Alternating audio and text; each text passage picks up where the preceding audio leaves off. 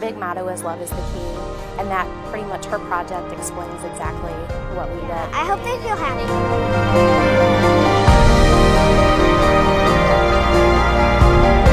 There's comfort items, like we have soft socks, we are making fleece blankets that we made. We have activity items like games, coloring books. They're just kids, and they don't deserve to be going through this stuff.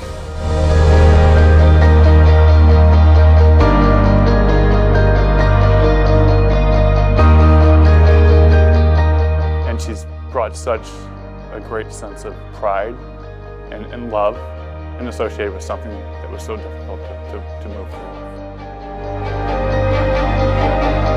I can't wait to see her grow up, to see what she's going to do with her kind heart.